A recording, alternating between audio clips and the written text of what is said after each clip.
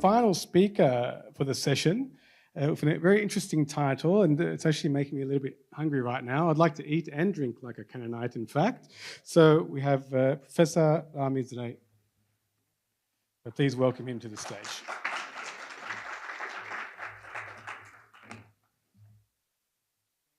Thank you. Can you hear me properly? Everybody, huh? So, I'm a transfuge from agriculture. Let me start by saying this. So that's my first year here. And I wasn't too sure what ideas was about. And I made this to address mostly students, which I see very few here, but it doesn't matter. I'm happy for having the faculty in here. And I'm also taking you in a completely different space and completely different area. And I wanted to also acknowledge three groups of people. So first person, Leah Reggie, who did her master's on some of the work that we're going to be talking about.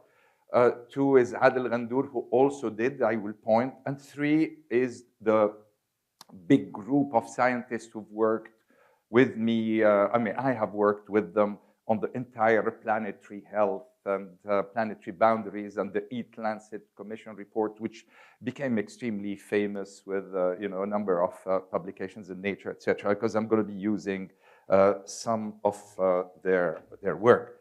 Before I move any further, I am going to start with a little bit of archaeology and genetics, and I know that's going to be a bit different from what we've been talking about. So the Canaanites are essentially on the coast, are also known as the Phoenicians. They're the people who inhabited the land of Canaan. And the land of Canaan is where we live here. And they're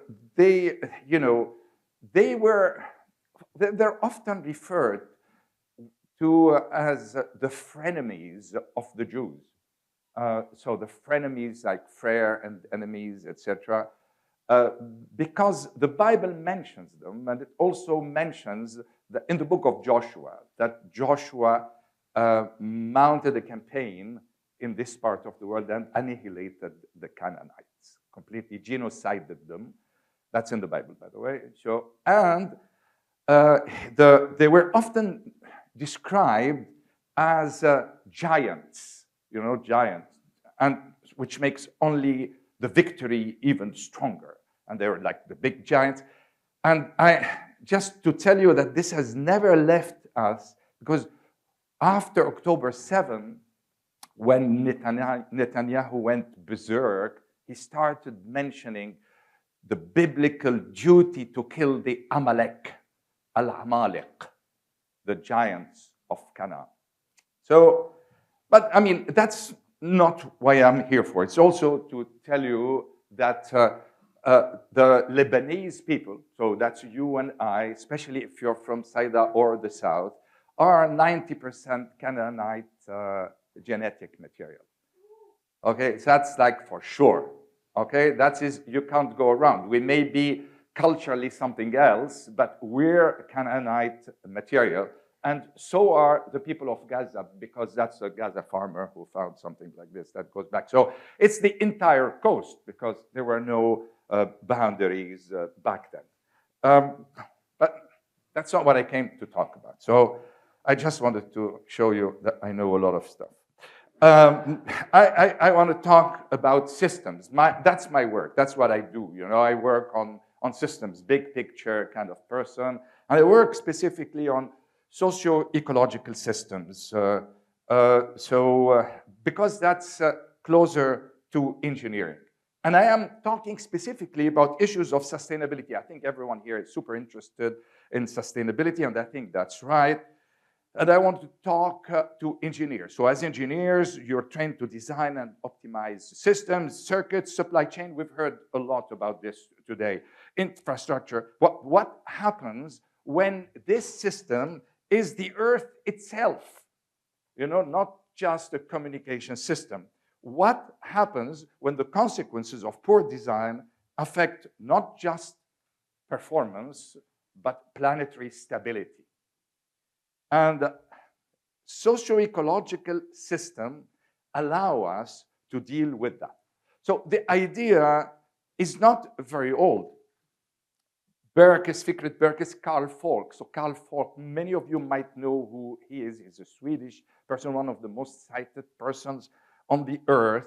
They began advancing the concept of socio-ecological systems. So they argued that nature and society could not be divided from each other. You know, they don't operate in a vacuum. And on the contrary, they interact, and all the processes that they interact with create landscapes. And I'm saying here landscape in the sense very large of the term. So the landscape in this room is created by the same processes that the landscape outside AUB is also created. I can talk more about this, but that's not the right time to do that. So thinking in terms of socio-ecological systems will allow us to design, and I happen to be in the School of Design now, so that's like the right term for it. But I think that everyone, I mean, the entire Maroun Saman faculty is a faculty of design. So everyone has been talking here about design in one way or another. So, but we design with interdependence in mind. That's the key issue. You know, instead of isolating human activity from ecological systems, now with this framework, we can confront the full consequence of our decisions. Because now I've been hearing, you know, we've been looking at beautiful stuff, but what are the long-term consequences of, you know, the drones, the twins, etc., on the whole system that encloses them? I want to invite you to think in this way. I know that you all do, but I want to invite you to actually make it the driving force, your guiding force. And in doing that, I'm going to use food as an example because you gave me that slot. I thought that would be relevant, you know, just before lunch. I mean, you know, you gave me the morning slot, I would have done something else probably. So now, a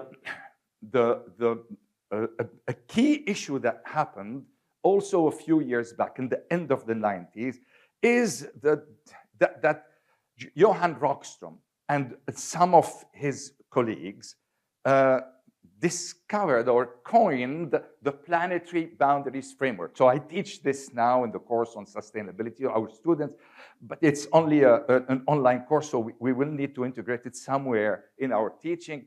But that was like 2000, and these boundaries have, I'm just going to say, you know, climate, biodiversity, water, air pollution, novel entities, ozone, etc. These are the boundaries, 9 boundaries, that we have to avoid crossing in order not to threaten, not the planet, by the way. The planet's going to live, huh? Okay? The inhabitability of what we call the safe operating space for humanity. I mean, the planet has gone through several extinctions, and the dinosaurs, believe me, were much hardier than we were, and there they go. Okay, so this is where we are. Now, 2009, we had crossed 3 boundaries. I started working around 2015, and now in 2023, the 6 boundaries were crossed. Rockström published something last month from Potsdam, the Potsdam Institute in Germany for climate change, which there was an article, I think, in Ambio or in Science, which states that all 9 boundaries have now been crossed. So we're not doing very, very well. Now, these issues are not distant concerns. They're active destabilizers of our life every single day. You know, this is not something we can just brush under the table. But why food? You know, why am I coming into food? So food systems, so the entire, you know, multitude of actors and actions that we take in order to satisfy our need are the main responsible for crossing the boundaries. Unfortunately, and it's not because I came from agriculture, by the way, you know, because the solution is not there. The solution is somewhere else, you know, in the entire university, I would say, but the MSFEA is a good place to start. But for example, 35% of greenhouse gas emissions, and therefore of climate change, can be blamed on the food system. the way essentially we eat, the way we make our choices. You know, 90% of biodiversity loss is blamed on the food system. So the way we do that is going to have to be changed. 90% of the excess nitrogen and phosphorus in the cycles, in the big cycles, and Bilal, I think, you know, you mentioned the need for precision, but where does it fit in this big, big picture is exactly what's important. 90% of that comes from this place. So we absolutely need to look at your lunch choice as part of a broader system, and I'm sorry to say that you actually do have to do that, because that is what is happening today. And these are not design failures, by the way. It's not like we didn't design it well. It's not like that. It's a design that was meant for this. It is actually meant to maximize throughput. So that's why when Bilal was saying, we need to feed people, so we need to, etc., I was going to say, you know, I'm choking in here. That's not the case. You know, we actually today overproduce. Regardless of all the waste that we create, we actually overproduce the food. And this idea that it has to be demand-based is the first step towards the removal of the inhabitability of the planet by humans. So now, here, this is, so because we're talking about systems, I always like to refer to that. So systems have several levels of existence. So systems can be very fragile, they can be resilient, they can be anti-fragile, and the new concept is anticipatory. I can talk about this at a later stage. The interesting one is, of course, resilience, because it can absorb shock, but you see it doesn't really ever come back to exactly where it was. The more interesting one, and I think yesterday got you know what our friend was talking about this. And when you go to the gym, you tear a muscle, and then the people tell you tear them, they will become stronger. Is anti-fragility, and this was coined by our friend Nassim Taleb, who's now a professor, an honorary, I think, an honorary professor in our faculty in here. But this Nassim only referred and described something that was always existent, that nature made for us. Let me explain. You know this, right? That's a sheep, right? Now, this sheep, these are sculptures made by my wife. But I mean, you don't have to go and buy them. No, you can never do enough advertising. But if you can tell, they have fat tails. You know that, right? Lee, they have fat tails. You know why they have fat tails? They have fat tails because they are anti-fragile.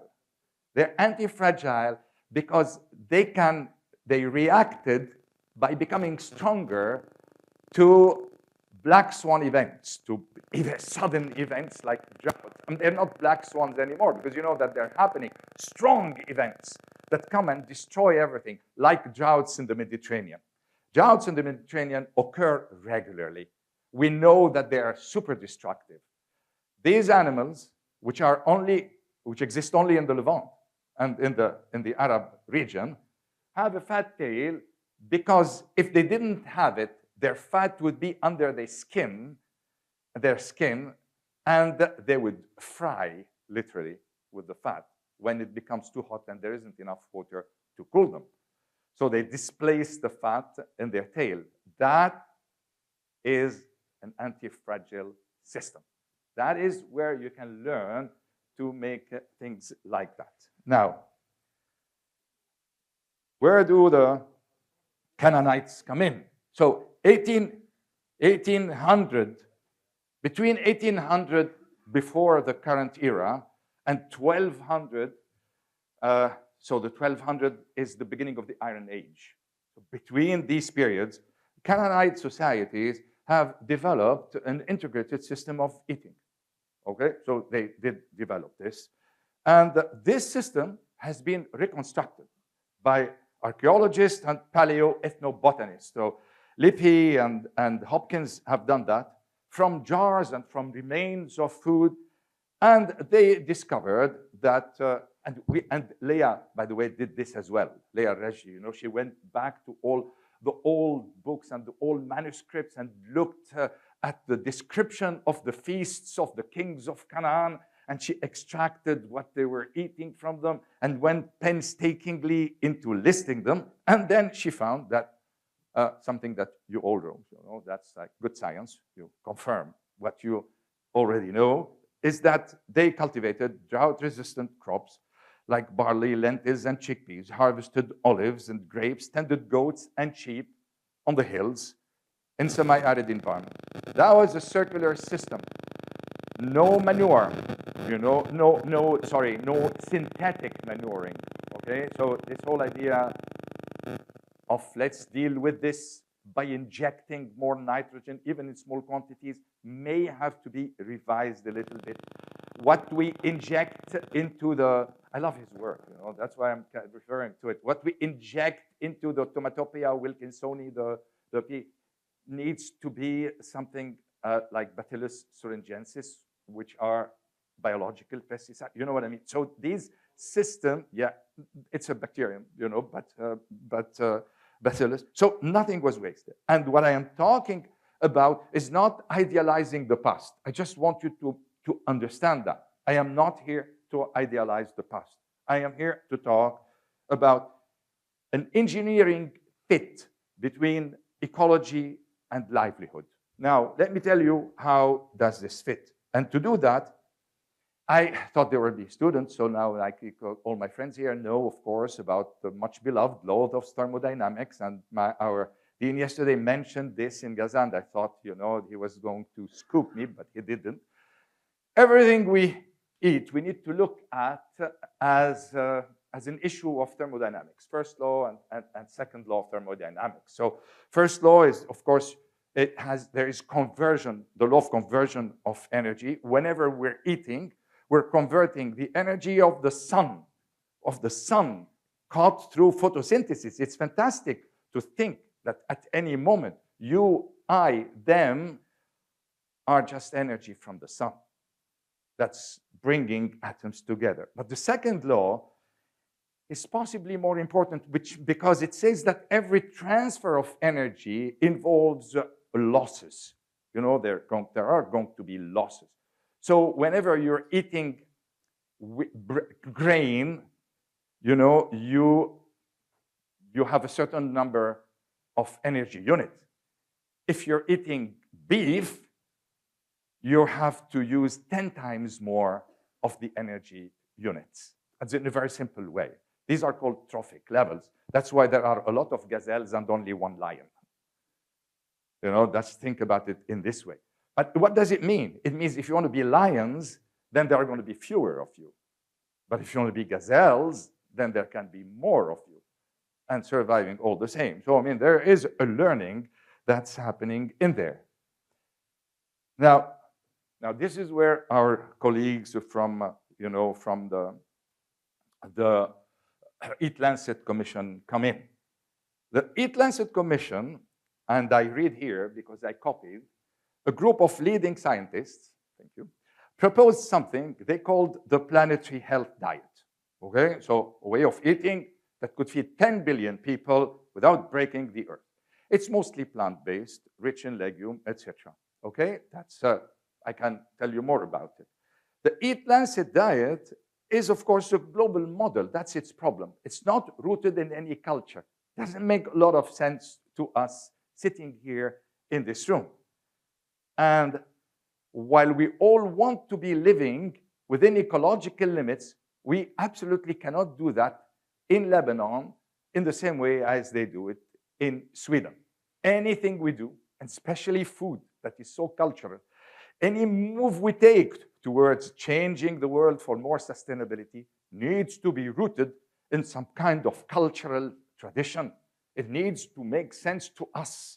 We cannot bring it and parachute it in here. And of course, the Canada diet offers exactly that. I've just described it. Now, of course, that's an, you know, you might tell me we don't do that. And I'm going to tell you that is not true. By the way, happy Easter to the Roman denomination, and happy Easter later for those who are from the Orthodox denomination. You've just ended 40 days of Canaanite diet. That's those of you who follow that have just ended 40 days of Canaanite diet. So that is what Lent is about. يعني الصيام, الأكل الصيامي, لوبيا بزيت, so on and so forth, all of that stuff. And people live on it for a long period. And in fact, ethnobiologists believe that cultural traditions often encode environmental management.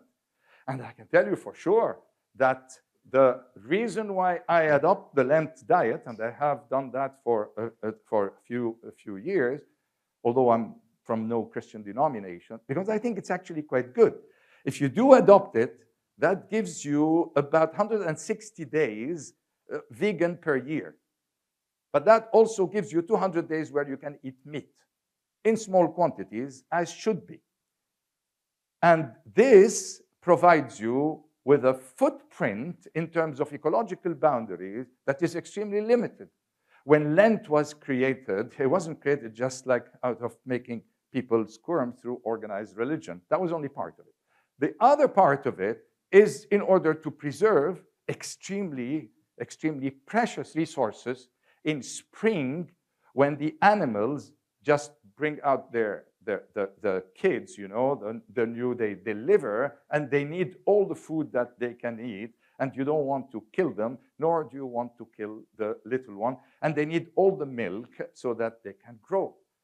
This is an environmental signal inside the traditional diet, and I am calling upon you to actually follow me. Now, if you are lost for what do I do now? Okay, you've convinced me, Rami, what do I do, in order to reduce my impact, to reduce my thermodynamic print?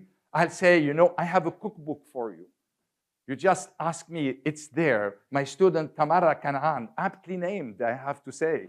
I didn't choose it. She actually is called like that. Put it together. There are inside that 300 recipes that we collected from people like you. You know what I did? I went to my classes and to all my grad students, my undergrad, and I said, every single one of you, before you finish term, has to bring me at least one recipe from your family that does not involve the use of any non-indigenous plant species. So I gave them a list, right? Because, for example, tomato that wasn't known here. Potato wasn't known here. I mean, I'm not going to go through the Colombian exchange and the Islamic agricultural revolutions. That's for another talk next year, perhaps. But the whole point is that we are a center of diversity of food crops. For those of you who don't know, agriculture was born here 10,000 years ago in Palestine, in fact.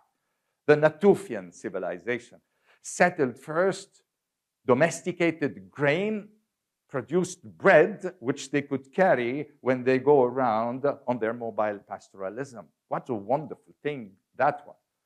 Not everyone believes it was wonderful, but I think it was a great thing.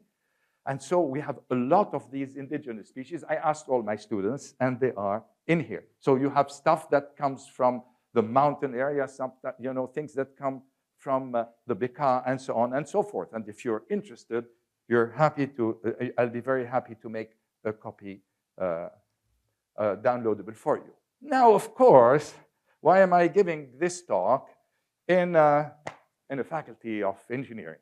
So, and I was, this was meant, as I was saying, for students, to get them interested in this. And you, of course, have demonstrated today, all of you, before me, the three people, that you have a tremendous role to play in reducing climate by 30%, climate gases, biodiversity from 90% to something that's tolerable. Look at the big thing that people can do in here. All these planetary boundaries, water is here. Everywhere I go in this faculty, there is someone talking about water. Well, agriculture uses 80% of the blue water that we know. You know, you've got to go to food.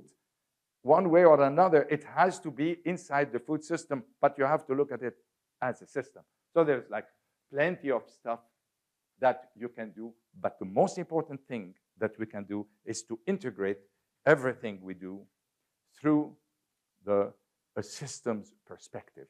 Now, this, again, I say, this is a plea for you not to go back to the donkey and cart. Not at all. Quite the contrary. But in fact, there is something interesting in the past. You know, there is something interesting. For example, the newest trend in these issues is agroecology. You know, the whole idea of agroecology. How do we create agricultural systems, food systems that mimic or resemble ecological systems? And to do that, we copy people who come from India or who come from Latin America. We have fabulous texts, by the way. Adil Ghandour, my student, has gone into that, taken the work of Abdul Ghani Nabulsi, an encyclopedist from the 18th century, Damascus, who brought together all the agricultural knowledge of the area. He was a judge, traveled everywhere under the Ottoman Empire, and wrote every single thing. There is a treasure of stuff in which, for example, how do we inoculate trees that have aphid with a special kind of ants? Because the ants go and eat the aphids. And that we forgot completely, because now we spray pesticides, you know, that's our go-to.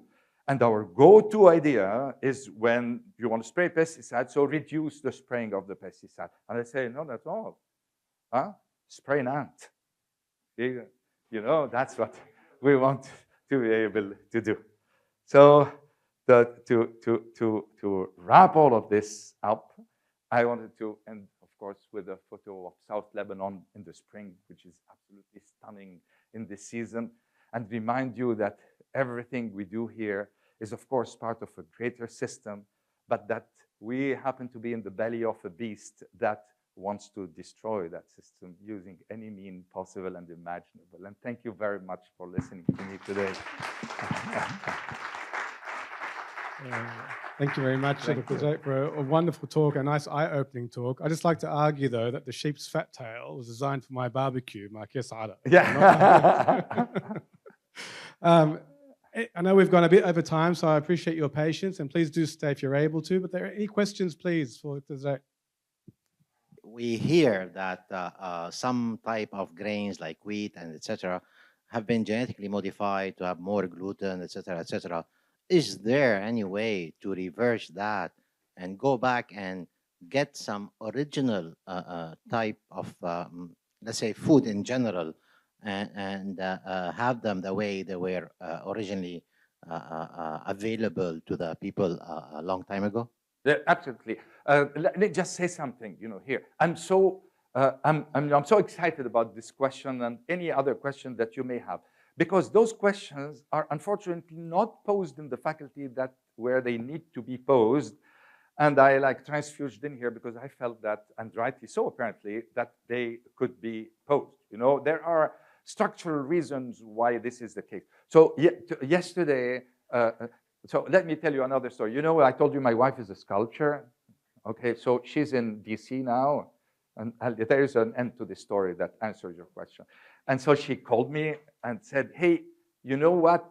The hottest thing in the restaurants here is food made with ancient grain. You know, like ancient grain, you know, there is this thing called ancient grain, which means that in the US, people are waking up to the Frankenstein monster they have created and are actually now, however, transforming it into another mode of consumption, you know, because that costs much more. Ancient grain exists here, everywhere, okay? You just need to be careful about what you do. For example, you know, and I'm saying this because I have a farm, so I'm quite happy to share. First of all, goats, sheep, that's not grain, but goats, sheep are still the same ones. We haven't been able, nobody was interested in coming and hybridizing them. When they do bioprospecting, they being corporations, they take from here things that are interesting and important to them, and then they breed them, cross them, genetically modify them, and try to send them back to you under a foreign label. Don't buy them. Buy local seeds. Baladi. We have something here called baladi. And baladi is still, to a very large extent, the same varieties, the same species that we've been using for a long time. And you know who is the king of this, by the way? You're going to think I have an axe to grind with those people, and I actually do. So the Israelis are really good at that stuff. They're really good at stealing the seeds from indigenous seeds of the Palestinian and Lebanese people. In 1982, they brought a team of botanists, and they took from here wild onions, wild cucumbers, the Kahali cucumber. If those of you who are my age remember that Kahali was known for its local cucumbers, and they went and created varieties with them through hybridization or genetic engineering, and captured the entire industry of that. So the origin of all of this is in here. Chat, and we did go way over time, which is unusual for our managed things, but not to worry. I think the main thing is that we got to get to talking with all our speakers. So again, just a round of applause for everyone that presented today. So